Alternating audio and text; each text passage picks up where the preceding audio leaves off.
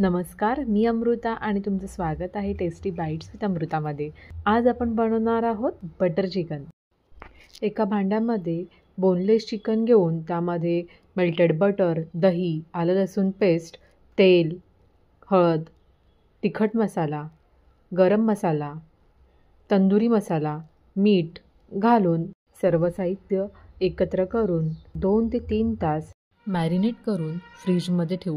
इथे मी ओव्हनचा वापर न करता तव्याचा वापर केला आहे. तवा गरम झाल्यावरती तव्याला बटर लावून एका साईडने 10 मिनटं आणि 10 मिनटानंतर दुसऱ्या बाजूने परत बटर सोडायचं आहे आणि चिकन दोन्ही साईडने 10-10 मिनटं भाजून घ्यायचे आहेत. आता ग्रेव्ही बनवून घेऊया. कढईमध्ये बटर गरम करून घ्यायचं आहे. त्यानंतर खडा मसाला घालायचा आहे. खडा मसाला घालून 1 मिनटं परतून घ्यायचं आहे.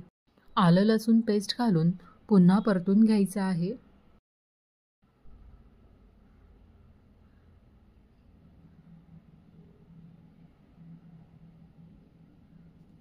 लाल तिखट, टोमॅटो प्युरी आणि काजूची पेस्ट घालून उकळी काढून घ्यायची आहे.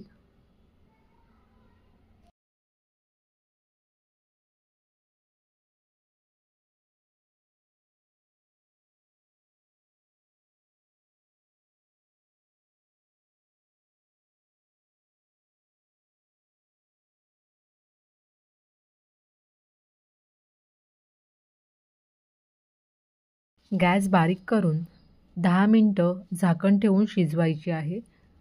त्यानंतर साखर आणि कसुरी मेथी घालून पुन्हा 5 मिनटं उकळी काढून घेऊया.